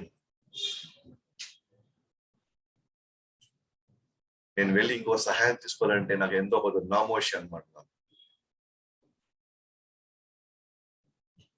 ఇది ఏం చెప్పాలంటే మన అహంకారానికి ఒక ప్రతీక. మనం గుర్తుపెట్టుకోవాల్సింది ఈ వీక్నెస్ మన జన్మల నుంచి ఉన్నాయి మనకి. ఆ బలహీనతలే మన ఈ స్థితిలో తీసుకువచ్చింది. మన బలహీనతలు మనం చెప్పుకోకుండా మన బలహీనతలతో మనం అందరూ చెప్పుకోవాల్సిన అవసరం లేదు, బట్ అట్లీస్ట్ మన జీవితంలో 2, 3, 4, 5 మంది అయినా మన జీవితంలో మనలో ఉన్న భావాల్ని పంచుకునేదానికి మనం రెడీ చేసుకోవాలి, లేదా మన అలాంటి అసోసియేషన్ మనం తయారు చేసుకోవాలి. ఎప్పుడైతే మన వీక్ టైమ్స్ ఉన్నప్పుడు మనం చెప్పుకోగలిగినప్పుడు మనం దాన్ని షేర్ చేసుకున్నప్పుడు మాత్రమే వాళ్ళు మనకి ఇచ్చేటువంటి అరుదైనటువంటి ఆదేశాలు లేదా మనకి ఇచ్చేటువంటి ఆ సమయం మనకి ఇచ్చే హెల్ప్ అని ఏదైతే ఉంటుందో అదే మనకి బలంగా వేస్తుంది అనమాట. మనకి ఒక ధైర్యాన్ని ఇస్తుంది మనకి. వీళ్ళు కూడా ఇదే పరిస్థితిలో ఉన్నారు, వీళ్ళు కూడా ఇదే బాధలు అనుభవించారు, వీళ్ళు దాన్ని ఓవర్కమ్ చేసినట్టు నేను ఎందుకు ఓవర్కమ్ చేయలేను, కాబట్టి నేను కూడా ట్రై చేస్తాను, నేను కూడా ఇంకా దాన్ని నియంత్రించుకొని నేను కూడా నా ముందుకు అంటే తెలియకుండానే వాళ్ళలో కాన్ఫిడెన్స్ వస్తుంది. వాళ్ళు అది ఎలా వస్తుందంటే అది డివోటీ అసోసియేషన్ అప్పుడే వస్తుంది. కానీ మనం ఏంటంటే ఒంటరి జీవితాలు, ఒంటరి కుటుంబాలు, ఎందుకంటే ఇప్పుడు ఉన్న సమాజంలో ఏదైనా చెప్పుకోవాలన్నా మనలో ఏదైనా ఉంది మనం బయట పెట్టుకోవాలన్నా మనకి విపరీతమైన భయం అనమాట. తెలియకుండా ఒక ఇన్ఫీరియారిటీ కాంప్లెక్స్ అనమాట. మనం ఎట్లా ఎదగాలి అని అంటే మన అసోసియేషన్, మనం తీసుకునే అసోసియేషన్ ఎట్లా ఉండాలి, లేదా మనం ఏర్పరచుకునే అసోసియేషన్ ఎట్లా ఉండాలి అని అంటే మనం ఏదైనా సరే హ్యాపీగా మనము పంచుకునేలాగా మనం తయారు చేసుకోవచ్చు. మనం ఎలా చేస్తామో ఎదుటి వాళ్ళు అలాగే రెస్పాండ్ అవుతారు. మనం ఏది కావాలనుకుంటామో, మనం ఎలా కావాలనుకుంటామో అది మనం చేసినప్పుడు ఎదుటి వాళ్ళు అలాగే రెస్పాండ్ అవుతారు. లేకపోతే మనం అట్లా అదే గిరిగి వేసుకొని దాంట్లోనే ఉండిపోతా దాంట్లోనే చేసుకుంటా ఉన్నాం అనుకోండి, మన లోపాలు మనం భక్తిలోకి వచ్చిందే లోపాలు తీసి చూసుకొని దాని నుంచి ఎట్లా బయటపడాలంటే మనం వచ్చింది. లేకపోతే అందరిలాగానే మీ అంత మంచివాళ్ళు లేరు, మీ అంత గొప్ప వాళ్ళు లేరు, మీ అంత అనుభవం ఉన్న వాళ్ళు లేరు అంటే ఈ భజన మనకి ఎన్నో జన్మల నుంచి ఉంది. ఈ భజన మనకి ఎన్నో యుగాల నుంచి ఈ భజనలన్నీ మనకు ఉన్నాయి. కానీ నిజమైనటువంటి వ్యక్తి ఎవరు అని అంటే మన లోపాలు చూసి మన లోపాలు మనకి చెప్పి దాని నుంచి ఎట్ట బయటపడాలా ఆ క్రమంలో ఆయన ఒక మాట అన్నా, 2 మాటలు అన్నా, 10 మాటలు అన్నా సరే నేను తగ్గించుకునేది నా అవసరం కాబట్టి అది ఏమైనా సరే నేను దాన్ని దృష్టిలో పెట్టుకొని నేను దాన్ని తీసుకొని నేను పాటిస్తాను అని ముందుకు వచ్చే బాధ్యత ఎవరి ఆ పర్టికులర్ వ్యక్తులదే బాధ్యత అది. లేకపోతే ఈ కామం అనే దాన్ని మనం ఎప్పటికీ జయించలేము, ఎప్పటికీ జయించలేము దాన్ని. అందుకనే ప్రభుపాదులు వారు ప్రతి భాష మీద తీసుకున్న భాగవతంలో మన కృష్ణ చైతన్య సాధనని భక్తుల సాంగత్యంలో మేము మాత్రమే మనం చేయగలుగుతాం. మరి భక్తుల సాంగత్యం అంటే ముందు చెప్పుకుంటాం. At least NOI letter of instruction అని పుస్తకంలో.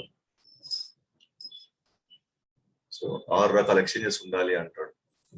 భక్తుల సాంగత్యం అంటే ఏదో ఒక దగ్గర కూర్చొనేసి క్లాస్ నేసి వెళ్ళిపోయి ప్రసాదం తీసుకొని వెళ్ళిపోవడం కాదు. ఇష్టమైనటువంటి షేర్ చేసుకోవడం, కష్టమైనటువంటి చెప్పుకోవడము, మాట్లాడుకోవడము, గిఫ్ట్స్ ఇవ్వడము, ప్రసాదాలు తీసుకోవడము, వాళ్ళు ఇచ్చే ప్రసాదాలు తీసుకోవడం, మనం ఇచ్చే ప్రసాదాలు వాళ్ళు తీసుకోవడము, ఏదైనా మంచివి మనం చదివినవి, అర్థం చేసుకున్నవి, మన అనుభవంలోకి ఉన్నవి వేరే వాళ్ళకి పంచడం, వాళ్ళు ఏదైనా మంచి ఉంటే వాళ్ళని మనం తీసుకొని మనం పాటించడం, ఇలాంటి మనం షేర్ చేసుకున్నప్పుడు, ఇలాంటి మనం ఒకరినొకరు ఇచ్చిపుచ్చుకున్నప్పుడు మాత్రమే దాన్ని మనం సాంగత్యం అంటాం. కానీ ఎవరికి వాళ్ళు ఉండి ఎవరికి వాళ్ళు చేసుకుంటా తర్వాత ఏదో ఒక దగ్గర కూడి మనం ఏదో ఒక క్లాస్ వినేసి ప్రసాదం తీసుకొని వెళ్ళిపోతా ఉంటే దాని అసలు మన సాంగత్యం అసలు లెక్కలోకి కూడా రాదనమాట. సాంగత్యం లెక్కలో అందుకనే మనలో ఏది, ఎందుకంటే మనలో ఉన్న మనం షేర్ చేసుకున్నప్పుడు, మనలో ఉన్నవి మనం ఆ వ్యక్తులతో మనం చెప్పుకోలేనప్పుడు డెఫినెట్ వాటి పరిష్కారాలు రావు. మనం చైతన్య మహాప్రభు కానీ ఆ గురు పరంపర ఎందుకు మన భక్తుల సాంగత్యం ఈ పాయింట్ ఎందుకు ఎక్కువ స్ట్రెస్ చేస్తున్నాం? ఎందుకంటే అట్లీస్ట్ మనలో ఉన్నటువంటి విషయం మనం పంచుకోలేకపోతున్నాం. సో ఏవైతే మనం భయాల కింద మనం అనుకుంటూ భయాలని మనం లోపల పెట్టుకుంటా ఉంటాం, అది మనకే నష్టం. అది సో అన్ని కాలాల్లో, అన్ని పరిస్థితుల్లో, అన్ని గురువు లేకపోతే సీనియర్ డ్యూటీకి వచ్చి ప్రతిసారి మనకు వచ్చి నీది ఇది ఉందా అది ఉందా, ఆయన బాధ్యత అది కాదనమాట. నాలో ఇవి ఉన్నాయి, నేను దీన్ని జయించాలనుకుంటున్నాను అని ఉత్సాహంగా ఎవరు ముందుకు వస్తారో, ఉత్సాహంగా ఎవరికి దాన్ని తీసుకోవాలనుకుంటున్నారో వాళ్ళకి గైడ్ చేయడానికి ఆయన ఎక్కువ ఉండేది. అందుకే మన పాటిలో ఉంటూ ఆయనే వచ్చి గుర్తించాలి, అది ఆయనే వచ్చి మనం చెప్పాలా, ఆయనే వచ్చి మనల్ని బయట తీసుకోవాలంటే అది ఇంపాసిబుల్ అనమాట. గురువు దేవుడు కాదనమాట. మన మనసులో ఉన్న విషయాలు ఏమైనా లోతులతో చెప్పడానికి ఆయన దేవుడు కాదు. ఆయన ఎట్లా అయితే వస్తాడో మనకు కూడా ఈక్వల్ రెస్పాన్సిబిలిటీ అనమాట. మనం కూడా వెళ్ళి షేర్ చేసుకోవడానికి లేదా మనం చెప్పడానికి. దాన్ని బట్టి మన యాటిట్యూడ్ ఆయనకి అర్థమవుతుంది. మనం ఎంత ఉత్సాహంగా ఉన్నాము మన వీక్నెస్ నుంచి మనం బయటపడడానికి, మనం ఎంత దాంట్లో మనం ఎంత కష్టపడుతున్నాం, లేదా మన వైపు నుంచి ఎంత ప్రయత్నం ఉంది, అది చూసి ఆయన సంతోషపడతాడు. మన వీక్నెస్ నుంచి మనం బయటపడడం అంటే అది ఆయనకి ఎంతో తృప్తినిస్తున్నాను. అది మనం చేసే ఆ ప్రయత్నంలో వాళ్ళు మనకు ఆశీర్వదిస్తారు అన్నమాట. మనం చేసే ప్రయత్నంలో వాళ్ళు ఆశీర్వదించినప్పుడే మనం దాని నుంచి మనం బయటపడగలుగుతాం. కాబట్టి మనం గమనిస్తే ఈ ఇనిషియల్ లెవెల్లోనే మనం ఇంద్రియాలను మనం కంట్రోల్ చేసుకునే పరిస్థితిలోకి మనం వెళ్ళగలిగినప్పుడు కొత్త వీటికి మనం ఎక్స్పోజ్ కాకుండా మనం ఉన్నట్లయితే మనసులో ఉన్న విషయాలు, బుద్ధి తర్వాత ఈజీగా వాటిని తర్వాత నెక్స్ట్ స్టెప్ లో మనం వెళ్ళొచ్చు అన్నమాట. కానీ ఇంద్రియాలు అదుపు చేయకుండా మనసులోని లేకపోతే బుద్ధిలో ఏదైనా మనం ఏదైనా దాంట్లో ఏదైనా చేయడానికి మనం ప్రయత్నిద్దామంటే అది జరిగే పని కాదు. కాబట్టి అందుకని మనం ఫస్ట్ కూడా మనం చెప్పుకుంటాం సార్, మిగతా ఇన్స్టిట్యూట్స్ అన్ని కూడా, మిగతావన్నీ ఏవైతే మన ఆర్గనైజేషన్స్ కానీ ఆధ్యాత్మిక ఇన్స్టిట్యూట్స్ అన్ని కూడా ఏవైతే ఉన్నాయో, మనం ఫేక్ అని ఎలా అనగలుగుతామంటే వాళ్ళు ఈ నియమాలు చెప్పడంలో కంప్లీట్ గా వాళ్ళు నిస్సహాయులైపోతారు. ఎందుకంటే ఈ ఇంద్రియాల్ని దీన్ని ఆపుకోండి, దీన్ని నియంత్రించుకోండి అని చెప్తే ఒక్కడు రాడు మన నెక్స్ట్ క్లాస్కి.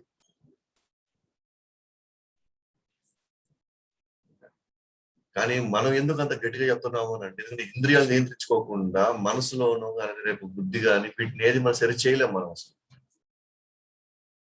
మనం నిజం చెప్పాలంటే మనం ద్రోహం చేసిన వాళ్ళం అవుతాం. మీరు వచ్చినా రాకపోయినా, మీరు చేసినా చేయకపోయినా సత్యం అయితే ఇదే. కానీ టైం తీసుకుంటామా? ఐఎస్ తీసుకుందాం, నో ప్రాబ్లం. నెల తీసుకుందామా, 2 నెలలు తీసుకుందామా, 6 నెలలు తీసుకుందామా, నో ఇష్యూస్. ఖచ్చితంగా మనం తీసుకోవచ్చు. 1 year కూడా తీసుకోవచ్చు, మనకున్న ఆ బలమైనటువంటి ప్రభావాన్ని బట్టి. కానీ ఎవరైతే మా నియంత్రించగల ఇది చాలా కష్టంగా ఉంది, మేము చేయలేము అని అయినా మా వల్ల కాదు అంటే దానికి మనం హెల్ప్ చేయలేము. అదే వచ్చి చెప్పుకొని నాకు ఇవి ఉన్నాయి బట్ నేను ఎట్లా చేయాలంటే, ఎస్ ఆఫ్టర్ ఫస్ట్ ఈ విధంగా చేయండి, నెక్స్ట్ 2 నెలలు ఈ విధంగా చేయండి, 3వ నెలలు ఈ విధంగా చేయండి. ఎస్, మనం హెల్ప్ చేయడానికి మనం రెడీ అనమాట. కానీ మనం కానీ వాళ్ళు ఏదో ఇదవుతారని మనం చెప్తే మనం ఏదో వాళ్ళకి శత్రువు అవుతామనో, లేకపోతే మన అవహేళన చేస్తారని మనం చెప్పకుండానో, లేకపోతే దాన్ని డైల్యూట్ చేసే మాటలు చెప్పామనుకోండి వాళ్ళకి, అండ్ డెఫినెట్ గా మనము ఎక్కువ కాలం మనం కూడా సర్వే కాలేమన్నమాట. కృష్ణభక్తిలో విషయం కరెక్ట్గా చెప్పేసేయాలి. ఎందుకనంటే ఇది ఆధ్యాత్మిక మార్గంలో ఇంద్రియాలు నియంత్రించుకోవడం అనేది ద మోస్ట్ ఇంపార్టెంట్ అనమాట. అది చెప్పకుండా అవన్నీ ఏం కాదు, ముందు మీరు మనసుని ధ్యానం చేయండి, ఇంకోటి చేయండి, ఇంద్రియాలు ఇప్పటికే ఇబ్బంది ఏం లేదు, అలా చెప్పారంటే మాత్రం డెఫినెట్ గా మనం వాళ్ళు మోసం చేస్తుంటే. కాబట్టి మనం చెప్పగలగాలి. అట్ ద సేమ్ టైం చెప్పే క్రమంలో కొంత సమయం తీసుకోండి, ఇబ్బంది ఏం లేదు. లేదా we're ready to help you, మేము హెల్ప్ చేయడానికి రెడీ అని చెప్పచ్చు. అంటే డాక్టర్ మందులు ఇచ్చేస్తాడు వాళ్ళ జబ్బుకి, నాకు కష్టంగా ఉంది డాక్టర్, మరి దీన్ని ఎట్లా చేయాలంటే, సరే అంటే దీని బదులు ఇంకో టానిక్ ఇస్తానులే, అది కొంచెం మీకు టీగా ఉంటుంది, తాగడానికి కొంచెం టీగా ఉంటుంది, బట్ ముందు వెళ్తుంది లోపల.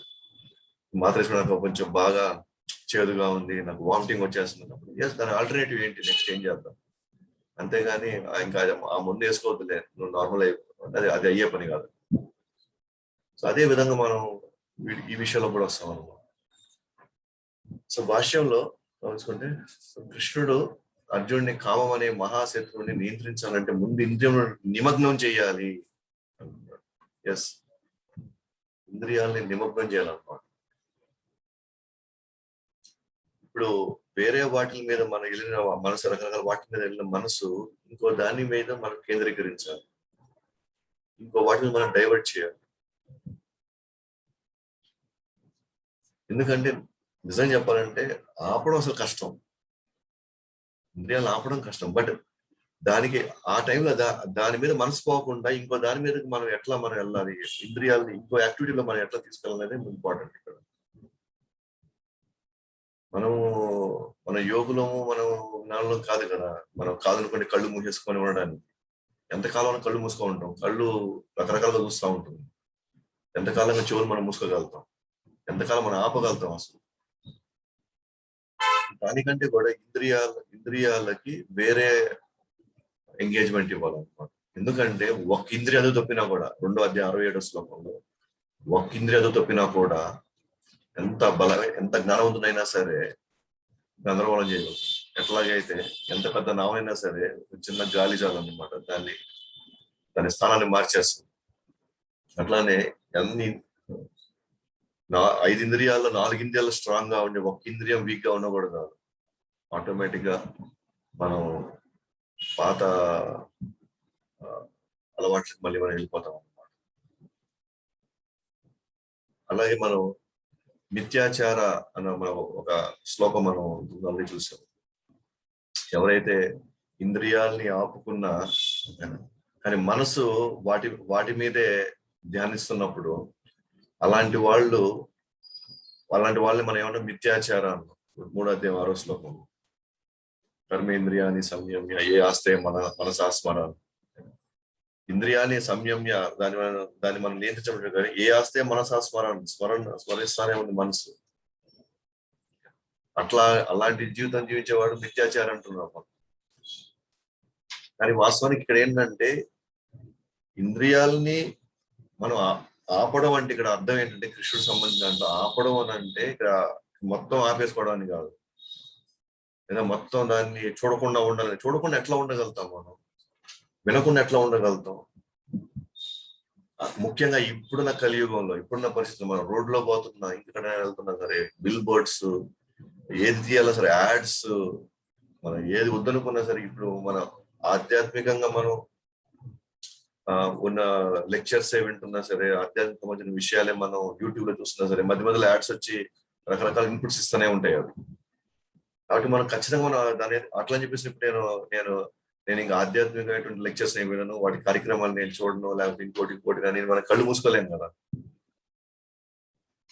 దానికంటే కూడా ఇంద్రియాలని ఇక్కడ ఏంటంటే నిమగ్నం చేయడం, అంతకంటే రుచికరమైన వాటిల్లో దాన్ని మనకి అంటారు అన్నమాట. సో మిథ్యాచార కంటే కూడా ఇంద్రియాలని ఉన్నత స్థాయిలో నిమగ్నం చేయాలి. ఉన్నత స్థాయిలో విషయా వినివర్తంతే నిరాహారస్య దేహిన రసోప్యస్య, ఇంకొద్దిగా హయ్యర్, కొంచెం ఎక్కువ రుచికి ఇచ్చేటువంటి వాటి మీద ఇంద్రియాలు తీసుకెళ్ళాలి. కృష్ణుడు ఏమంటాడు మాక్సిమం ఇక్కడ ఆపడం కాదు, ఇక్కడ ఆపడం అంటే భౌతికమైన విషయాలు లోపలికి రానియకుండా ఆధ్యాత్మిక విషయాలకు సంబంధించిన వాటికి మనం ఏదో విధంగా ఎంగేజ్ చేయడం. మనం చెప్పామన్నమాట. ఇప్పుడు మనసుకి మనం కట్టడి చేసేసామనుకోండి, పూర్తిగా కృష్ణ చైతన్యంలోనే ఉండాలి అన్నట్టుగా, అంటే దాంట్లో కృష్ణ కీర్తనలే, లేదా కృష్ణ కథ, కృష్ణ సేవ, కృష్ణుడి అలంకరణ, కృష్ణుడు మృదంగాలు కర్తాలాలు నేర్చుకోవడం, లేదా కృష్ణుడి పెయింటింగ్స్ వేసుకోవడం, కృష్ణుడి కోసం వండడం, రకరకాల రుచులు వండడం, ఇన్ని వైడ్ ఆఫ్ థింగ్స్ ఉన్నాయి కృష్ణుడి కోసం, వీటిల్లోనే ఉన్నాయి. ఇప్పుడు ఇంతకుముందు మన రుచి ఎక్కడ తీసుకుంటున్నాము, బయట నుంచి తీసుకుంటున్నాము. పలానా హోటల్లో బాగుంటుంది, పలానా షాప్ లో ఇవన్నీ అందంగా ఉంటాయి. ఇంతకుముందు బయట సర్కిల్లో ఎక్కువ ఉండింది. ఇప్పుడు మనం ఏం చేయాలనుకుంటున్నాం, దాని లోపల కట్టడి చేయడానికి ప్రయత్నిస్తున్నాం. అయితే కట్టడి చేసే క్రమంలో ఖచ్చితంగా ఇదేంది, ఎప్పుడు చూసినా ఇదేనా, ఎప్పుడు చూసినా ఈ కృష్ణ అయినా, ఎప్పుడు చూసినా కృష్ణ అయినా అని దీంట్లోకి మనం ఒకసారి దాంట్లో మళ్ళీ మనం ఒకసారి మనకి మెకానికల్ అయిపోతుంటాం. అయితే మెకానికల్ అయినా సరే మనం నేను నా లైఫ్ మెకానికల్, నాలో ఏ ఒక రుచి కూడా లేదని చెప్పేసి మళ్ళీ మనం బయటికి వెళ్ళడం ప్రారంభించామనుకోండి, బయటికి వెళ్ళి ఒక 10 నిమిషాలే కదా అట్లా పోతే, ఒక 5 నిమిషాలే కదా అట్లా పోతే అనుకోండి, అప్పుడు మళ్ళీ ఇప్పుడు దాకా ఏదైతే మనం ఆపుకొని ఉన్నామో అదంతా ఒకసారిగా ఇంకా పెరగడం ప్రారంభిస్తుంది. ఇప్పుడు దాకా మనం చేసిందంతా కూడా బయట నుంచి ఇప్పుడు వాళ్ళు వచ్చే ఇన్పుట్ కొద్దిగా ఇచ్చినా కూడా సరే విపరీతమైన రష్ తో వచ్చి అసలైన కూడా ఎగిరిపోతుంటారు అనమాట. ఎట్లాగైతే మనం గేట్లు మొత్తం ఎత్తేసిన తర్వాత, గేట్లు మొత్తం మనం పెట్టామన్నమాట, పెద్ద డ్యామ్ ఉంది, గేట్లు వేస్తున్నాం, ఒక గేటు మనం జస్ట్ ఫోన్లో కొద్దిగానే కదా వాటర్ గేట్ తీసుకున్నాం, బట్ అది దాని ప్రభావం పెరిగి మిగతా గేట్ల మీద దాని ప్రభావం పడుతుంది. దాన్ని క్యాల్కులేటెడ్ గా ఎత్తితే గానీ అది దాని ఫ్రీ ఫ్లో అయ్యి మిగతా గేట్లు ఇబ్బంది రాకుండా ఉంటుంది. అట్లానే ఇక్కడ కూడా అంతే అనమాట, క్యాల్కులేటెడ్ గానే వెళ్ళాలన్నమాట. అందువల్లనే ఇక్కడ ఆపడం అనేది పెద్ద, అసలు ఆపడం కాదు కానీ దాన్ని తీసుకొని వెళ్ళి ఇంకో రుచికరమైన వాటి మీద మనం ఎంగేజ్ చేయాలన్నమాట. అందుకంటే ఉన్నతమైన, కానీ ఉన్నతమైన దాన్ని మనం ఎంగేజ్ చేసినప్పుడు స్టార్టింగ్ లో రుచికరంగానే ఉంటుంది, అంటే కొత్త కదా రుచికరంగా ఉంటుంది. అందుకే మనం కృష్ణ జీవితంలో కూడా మనం గమనిస్తే ఫస్ట్ 2 years చాలా బాగుంటుంది. ఎందుకంటే మంగళార్తికి లేయడం, జపం చేయడం, యాత్రలకు వెళ్ళడం, కీర్తన చేయడం, డ్యాన్స్ చేయడం, ఇనిషియల్ గా మనసుకి అది కొత్తగా ఉంటుంది కాబట్టి ఉత్సాహంగా చేస్తాం అనమాట. భగవద్గీత చదవడం, అర్థం చేసుకోవడం, క్లాసులు లేకపోతే శ్లోకాలు నేర్చుకోవడం, కీర్తన నేర్చుకోవడం, అంతా 1-2 years బాగా ఫుల్ ఇదిలో ఉంటాం. కానీ ఆ తర్వాత నుంచి చూస్తే అదే ఉంటాయి అనమాట మన జీవితంలో చివరి దాకా అదే ఉంటాయి. అప్పుడు ప్రారంభమవుతుంది అనమాట. అసలు ఏంది ఇది ఇక్కడ అవుతుంది, ఏం జరుగుతుంది ఇక్కడ అనే విషయం ఏంటంటే అదే అక్కడి నుంచి వెళ్ళి అక్కడి నుంచి యాక్చువల్ రుచి పెరుగుతుంది యాక్చువల్ తర్వాత. ఎందుకంటే ఇంకా అనర్థాల స్టేజ్ దాటలే, ఇంకా అనర్థాల స్టేజ్ లోపలే ఉన్నాం కాబట్టి అనర్థాలు మళ్ళీ వచ్చి మనం డిస్టర్బ్ చేసుకొని మనకు ఒకసారి మనకి ఒక విరక్తి, అలసటి ఇవన్నీ వచ్చి అసలు మనం అసలు ఎదుగుతున్నామా, అసలు ఏదైనా నేర్చుకుంటున్నామా, ఇంకా ఏదైనా చేస్తున్నామా అని మనకు ఒకసారి డౌట్ వస్తుంది. అయితే ఏమైనా కానీ నేను దాంట్లోనే ఉంటాను, నేను దీంట్లోనే నేను చేస్తాను అని దాంట్లోనే మనం భగవంతుడి దయ వల్ల భక్తుల సాంగత్యంగా ఆడే ఉండగలిగితే దాంట్లో కొత్త రుచులు చూసుకుంటాం అనమాట మనసు. అప్పుడు మనం దాంట్లో మనకి ఇష్టమైంది, నాకు భగవద్గీత బాగా చదవడమా, రాసుకోవడమా, లేకపోతే నేను ఆ కుకింగ్ చేయడం నేర్చుకోవడం అనేది అది ఒక దాంట్లో రుచి చేయడం ప్రారంభిస్తుంది మనసు. ఎందుకంటే బయట మన రుచి ఇవ్వడం ఆపేసాం, ఇంకా బయట నుంచి విషయాలు ఇవ్వడం మానేసాం, లోపల దాంట్లో ఎదగడం అదే ప్రారంభిస్తుంది. అప్పుడు ఒక్కొక్కరికి ఒక దాని మీద ఇంట్రెస్ట్ పెడుతుంది అనమాట. వాళ్ళ డెకరేషన్ మీద ఇంట్రెస్ట్ ఉంది, కొంతమందికి కీర్తన పాటలు ఇంట్రెస్ట్ ఉంది, మృదంగాలు నేర్చుకోవడంలో కొత్త కొత్త ఇన్స్ట్రుమెంట్ నేర్చుకోవడం. అంటే మొత్తానికి అవన్నీ కూడా కృష్ణ చైతన్యం లోపలే లో పరిధిలోనే మనం వాటికి కావాల్సినటువంటి విషయాలు మనం తెచ్చుకోవాలన్నమాట. మనసు అప్పుడు ఉన్న వాటిల్లోనే ఆనందం ప్రారంభించినప్పుడు అప్పుడు యాక్చువల్ గా అనర్థాలు పోంగ అప్పుడు మనకి అసలైన రుచి బయటకు వస్తుంది. సో బహుశా మీకు అర్థమవుతుంది అనుకుంటున్నాను. ఈ కామం ఏం చేస్తుంది, లేకపోతే ఈ కామం నేను ఆపలేదు అనుకోండి, ఇంద్ర లెవెల్లో కావచ్చు, ఇంకో లెవెల్ కాదు, జ్ఞాన విజ్ఞానాన్ని కమ్మేస్తుంది అసలు. సో జ్ఞానం అని అంటే తెలుసు, ఏది ఆత్మ ఏది శరీరం అని జ్ఞానం తెలుసు. అయినా ఇప్పుడు మనకు తెలుసు ఆత్మ శాశ్వతం అని, శరీరం అశాశ్వతం తెలుసు. అయినా కూడా మనం ఆత్మ లెవెల్లోనే పనిచేస్తున్నాము లేదు. ఇన్ఫర్మేషన్ ఉంది మన దగ్గర, కానీ ఇప్పుడు మన 95% ఇప్పుడు కూడా మన శరీరం బేస్ చేసుకునే మనం ఇప్పటికీ మనం జీవిస్తూనే ఉన్నాం. విజ్ఞానం అంటే ఏంటి, రియలైజ్ అయిపోవడం, ఎస్ నేను ఆత్మని అని పూర్తి స్థాయిలో నమ్మకం కూడా విజ్ఞానం. అయితే జ్ఞానాన్ని విజ్ఞానాన్ని రెండు కమ్మేస్తుంది మన కామం. ఈ కామం కూడా ఒక శక్తి లాంటి మాయాశక్తి అనమాట. అది కూడా ఈ మాయాశక్తి ఎలాంటిదంటే రెండు రకాల శక్తులను అది విజదలుతుంది. ఒక ఆవరణాత్మిక శక్తి, ఒక ప్రక్షేపాత్మిక శక్తి అనే రెండు శక్తులు ఉన్నాయన్నమాట. ఆవరణాత్మక శక్తి అంటే జ్ఞానాన్ని కవర్ చేసేస్తుంది. కవర్ చేయడం అంటే ఏంటి, నేను శరీరాన్ని కాదు నేను ఆత్మని అన్న జ్ఞానాన్ని కవర్ చేసేస్తుంది. అంటే నేను శరీరాన్ని అనే భావన కల్పిస్తుంది అన్నమాట మనకి. ఏదది ఆవరణాత్మక శక్తి. ప్రక్షేపాత్మిక శక్తి ఏం చేస్తుందంటే, నేను శరీరాన్ని కదా, అంటే ఇప్పుడు నేనేం చేయాలి, ఇప్పుడైతే నా యాక్టివిటీస్ ఏంటి నెక్స్ట్,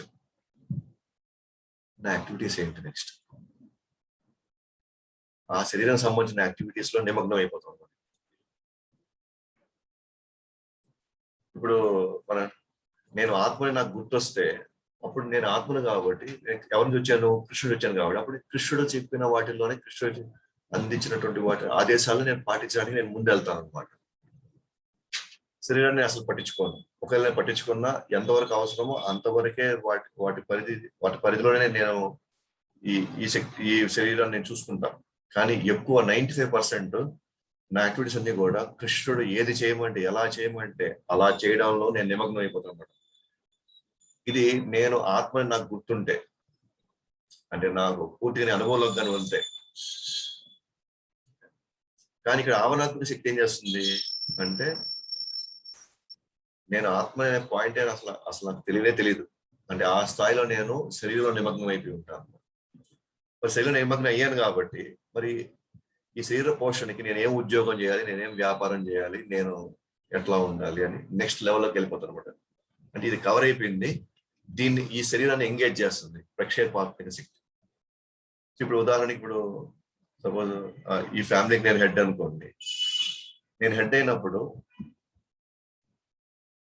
నేను ఆత్మని నాకు తెలియదు. ఇప్పుడు అంటే నేను కృష్ణుడి అంశం నాకు తెలియదు, అంటే ఆవరణాత్మక శక్తి నన్ను కప్పేసింది కాబట్టి నేను ఆత్మ నాకు తెలియదు. ఇప్పుడు ప్రక్షేపాత్మక శక్తి ఏం చేస్తుంది, నేను ఇప్పుడు శరీరాన్ని కదా, అంటే నేను ఈ కుటుంబాన్ని హెడ్ కాబట్టి నేను ఏం చేయాలా, నా కుటుంబాన్ని నేను కాపాడుకోవాలి. ఇదే నా ధ్యేయం. అంతే. నేను సచ్చినా పర్వాలా, నా కుటుంబానికి మరి ఇన్ని కోట్లు నేను సంపాదించే నేను పోవాలి. ఎందుకంటే వీళ్ళు నా వాళ్ళు, నా మీద ఆధారపడ్డారు. నేను లేకపోతే వీళ్ళు బతకలేరు అని ఎంగేజ్మెంట్. అంటే పూర్తిగా ఈ కుటుంబమే నేను అనే దాంట్లో కూరుకొని పోవడం ప్రక్షేపాత్మిక శక్తి. ఈ దేశమే నాది, ఈ కులమే నాది, ఈ మతమే నాది, నేను ఆడ, నేను మగ, నేను తెలుగు వాళ్ళని, లేదా నేను ఆంధ్రుడిని, నేను ఈ భారతదేశాన్ని. నేను ఎందుకంటే ఆత్మజ్ఞానం కప్పేసింది. రెండోది ఏంటి, ఇప్పుడు అది కప్పేసినప్పుడు నెక్స్ట్ ఎంగేజ్మెంట్ ఏంటి, నెక్స్ట్ నేనేం చేయాలి? అప్పుడు నాకు ఇక్కడ కావాల్సిన ఎంగేజ్మెంట్ ఉంది. ఓ, ఈ ఫ్యామిలీ నేను చూసుకోవాలి, ఎందుకంటే నాకు శరీరం వచ్చింది ఈ ఫ్యామిలీలో కాబట్టి ఈ ఫ్యామిలీ నాది, ఈ దేశం నాది, ఈ ప్రాంతం నాది, ఇట్లా వెళ్తుంది అనమాట. దీన్ని ప్రక్షేపాత్మ శక్తి అంటారు. ఉదాహరణకి ఇంద్రుడు లాంటి వాడు శాపగ్రస్తుడయ్యి అతను పంది జన్మెత్తినప్పుడు, అంటే తను ఇంద్రుడని మర్చిపోయాడు. అసలు మర్చిపోయిన తర్వాత బ్రహ్మ వచ్చి, నీ శాపం విమోచనం అయిపోయింది, ఆ టైం అయిపోయింది, ఇంకా నువ్వు రా, నీ సాయం నువ్వు వచ్చేయంటే, ఇంద్రుడు ఇప్పుడు పని జన్మ ఉన్నాడు కదా, నేను ఎక్కడ వచ్చేది అసలు? అసలు నా అందమైన నా భార్యని, నా పిల్లల్ని ఎంచుకు ఎంతంత ముద్దుగా ఉన్నాయో ఈ పంది పిల్లలన్నీ, వాటిని నేను వదిలేట వచ్చి నేను లేకపోతే ఎట బతుకుతాయి అసలు? అసలు అవి ఆడుకునే ఆటలు కానీ, అవి పాడే పాటలు ఎంత మధురంగా ఉన్నాయి నాకు, నేను ఎక్కడ వచ్చేది అంటాడు అన్నమాట ఇంద్రుడు. అంటే ప్రక్షేపాత్మక శక్తి ఎంత బలంగా, ఎంత భయంకరంగా మీరు చూడండి. ఇంద్రుడు లాంటి వాళ్ళు కూడా కమ్మేసిందని. సో ఆ విధంగా మనం గమనించినప్పుడు సింపుల్ ఇది అనమాట. ఇందాక ఈ సెన్సెస్ ఏవైతే ఉన్నాయి, ఇంద్రియాలు, కళ్ళు, ముక్కు, నాలుక, చెవులని, ఆ నుంచి ఇన్పుట్స్ వస్తుంటాయి అన్నమాట.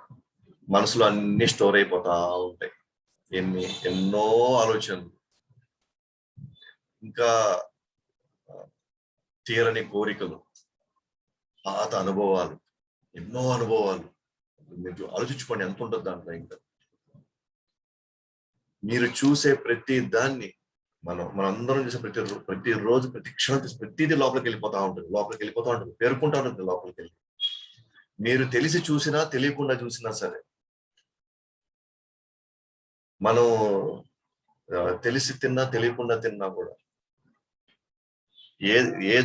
ఏదైనా విన్నా పర్వాలేదు. రాజకీయాల గురించి విన్నామా, సినిమాల గురించి విన్నామా, దేవుడి గురించి విన్నామా, ఏదేసో తీసేసుకుంటుంది చెవు. మీరు ఏది ఇచ్చినా, మన రోడ్లో పోతుంటే అనేక వాసనలు వస్తుంటాయి, అన్ని లోపలికి వెళ్ళిపోయి లోపల మొత్తం మైండ్ లో వెళ్ళి స్టోర్ అయిపోతా ఉంటుంది. అది ఇది మంచిది కాదు, ఇది చెడ్డది కాదు, ఏం తీసుకోవాలి, మొత్తం తీసుకొని పెట్టేసుకుంటాం. ఆ నుంచి బుద్ధికి పంపిస్తుంది, నాకున్న ఈ ఆలోచన కరెక్టేనా, నాకున్నటువంటి కోరిక కరెక్టేనా, నాకున్నటువంటి గత అనుభవాలు నాకు మేలు చేసాయి కదా, మంచి చేసాయి, అది అది పంపిస్తుంది బుద్ధికి. బుద్ధిలో భగవద్గీత భాగవతం ఉందనుకోండి, దాన్ని బేస్ చేసుకొని ఇది కరెక్ట్ కాదు, ఇది కరెక్ట్ అని చెప్పేస్తుంది, అది వదులుతుంది.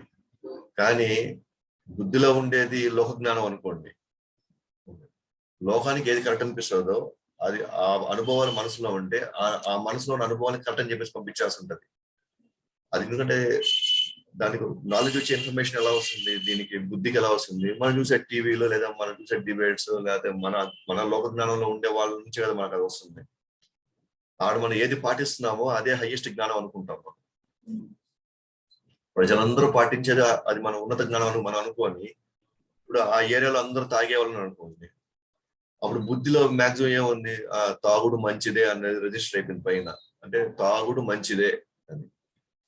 అప్పుడు మనసు, అప్పుడు ఎవరైనా తాగుతున్నారు అనుకోండి, ఇంద్రియాలు చూసే, కళ్ళు చూసింది మనసుకి పంపించింది. ఓకే, మనసులో వెళ్ళి ఆ తాగుడు బాటిల్ మనసులో ముద్ర, ఆ వాసన పడింది, అది ప్రాసెస్ చేసింది బుద్ధికి, ఏమని, ఇదే తాగొచ్చా తాగకూడదు అని. బుద్ధిలో ఏముంది, అందరూ తాగుతున్నారు, ఇది కరెక్టే, నువ్వు తాగొచ్చు అంట. సో ఇప్పుడు మెయిన్ ఫోర్స్ ఫ్లో ఏదంతా ఎక్కడ నుంచి, ఇంద్రియాలకి ఫ్లో అవుతుంది మొత్తం. కాబట్టి ముందు కళ్ళు, ముక్కు ఇక్కడే మనం కట్ చేయడానికి ప్రయత్నించాలి. అప్పుడు కొత్త లోపలికి రానియకుండా మనసులో ఉన్న ఆల్రెడీ ఉన్న వాటిల్ని బుద్ధితో ప్రాసెస్ చేయాలి. బుద్ధిని అప్పుడు ఏం చేయాలి? మనం భగవద్గీత భాగవతం నింపాలి. మనసుని దేంతో నింపాలి?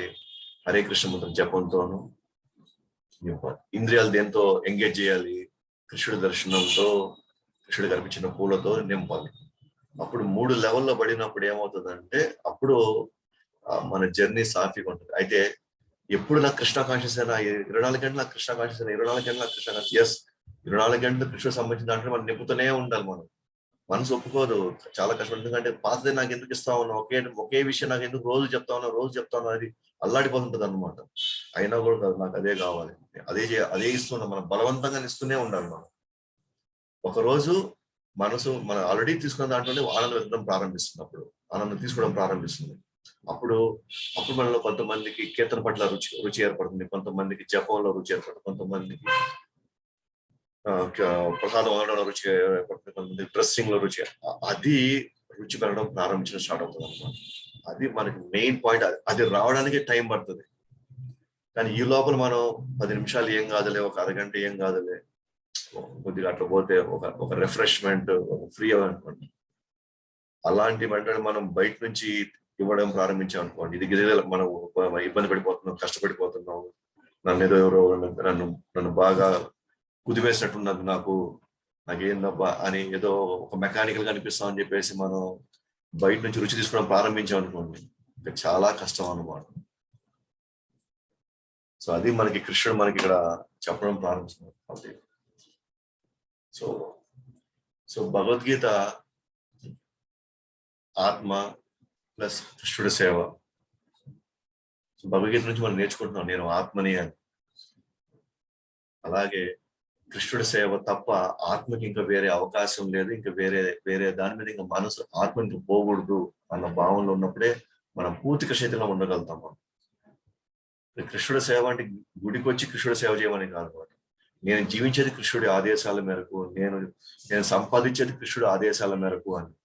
నేను నా కుటుంబాన్ని చూసుకునేది కృష్ణుడి యొక్క అభిరుచుల మేరకు నా కుటుంబాన్ని నేను చూసుకుంటున్నాను అని, ఆ ఉద్దేశంలో అనమాట. కృష్ణుడి సేవ అంటే అన్ని ఉద్దేశం కృష్ణుడిని అన్ని వచ్చి టెంపుల్లోకి వచ్చి కూర్చోవడం, లేదా టెంపుల్ వచ్చి చేయడం కదా. అంటే మన బాధ్యతలు అంటే ఎటు చూసా సరే నేను కృష్ణుడి యొక్క ఆదేశాలు, ఆజ్ఞలు, ఆయన ఇచ్చేటువంటి వాటిల్లో నుంచి నేను నా కుటుంబాన్ని, నా వ్యాపారాలని అన్ని నేను చూసుకుంటున్నాను. అంతిమంగా నేను ఎవరు చేస్తున్నాను, ఇది కృష్ణుడి కోసం చేస్తాను అంటే ఆ భావంలో మనం చేసుకోవడం అన్నమాట కృష్ణుడి సేవ. కాబట్టి ఈ విషయం చిన్న వయసు నుండి మనకు తెలియపరచాలి యాక్చువల్గా.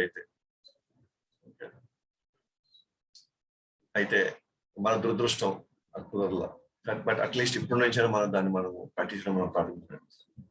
అయితే కామం నిజంగా మన నుంచి పోవాలంటే, నిజంగా దాన్ని నియంత్రించాలంటే కృష్ణ చైతన్యం నుంచే మార్గం, వేరే మార్గం. ఎందుకంటే ఆల్రెడీ మనం చెప్పుకున్నాం ఏంటది, కృష్ణుడి మీద ఉన్న ప్రేమే ఇక్కడ అది ఈ భౌతిక జగత్తులో అది కామం కింద మారింది. కృష్ణుడి ప్రేమకి ఎప్పుడైతే మనం దూరం అయ్యామో ఆ ప్రేమే ఇక్కడ ఇంకొక పర్వర్టెడ్ ఫామ్ తీసుకుంది, కామం అని. మళ్ళీ ఇప్పుడు అదే కామం మళ్ళీ ప్రేమ కిందకి మారాలంటే మళ్ళీ కృష్ణుడి సేవలకు వెళ్తేనే అది మళ్ళీ ప్రేమ కిందకు మారుతుంది. కృష్ణుడి సేవ చేస్తేనే మళ్ళీ కృష్ణుడి ప్రేమను మనం అనుభవించచ్చు అన్నమాట. కాబట్టి కామం ఉత్పన్నమైంది మళ్ళీ కృష్ణుడి ప్రేమకు దూరం అవడం వల్ల. కాబట్టి మళ్ళీ ఆ కృష్ణుడి ప్రేమ పొందడానికి మళ్ళీ మనం కృష్ణుడి సేవలోకి నిమగ్నం అవడానికి మన ఇంద్రియాలని అటువైపు మనం డైరెక్ట్ చేయాలి, మనసుని అటువైపు డైరెక్ట్ చేయాలి, బుద్ధి అటువైపు డైరెక్ట్ చేయాలి. అంటే మనం అనుకోవచ్చు ఇప్పుడు చిన్న వయసు నుంచే మనం చేయలేకపోయాము, లేదా కొంత వయసు వచ్చిందో మనం చేసాము, మరి పాతవని అలాగే ఉన్నాయి, ఇప్పుడు మనం బయటికి రాగలమా, బయట మనం చేయగలమా అంటే ఎస్, ఎటువంటి వాళ్ళమైనా సరే ఎప్పుడైనా సరే మనం కృష్ణగీతని మనం ఆరంభించవచ్చు, ఎప్పుడైనా మనం ఆరంభించవచ్చు. భక్తికి మాత్రమే, భక్తి యోగానికి మాత్రమే ఈ వెసులుబాటు అన్నమాట. ఎటువంటి వాళ్ళైనా సరే ఎప్పుడైనా సరే దీన్ని ప్రారంభించుకోవచ్చు. కానీ నిష్కామ కర్మయోగం కానీ, జ్ఞానయోగం కానీ, అష్టంగం కానీ, ఇవన్నీ కూడా ఎప్పుడు పడితే అప్పుడు ఎవరు పడితే వాళ్ళు దాన్ని చేయలేరు, చేసేదానికి అవకాశమే లేదు. హృదయం శుద్ధి అయితేనే, నిష్కామం చేసిన హృదయం శుద్ధి అవుతుంది, హృదయం శుద్ధి అయితేనే జ్ఞానంలోకి వెళ్ళగలుగుతాం, జ్ఞానంలో ఫోకస్ చేస్తేనే మనం అష్టాంగంలోకి వెళ్ళగలుగుతాం. అష్టాంగంలో మనం సరెండర్ అయితేనే భక్తిలోకి వెళ్ళగలుగుతాం. కానీ భక్తి యోగానికి అట్లా కాదనమాట.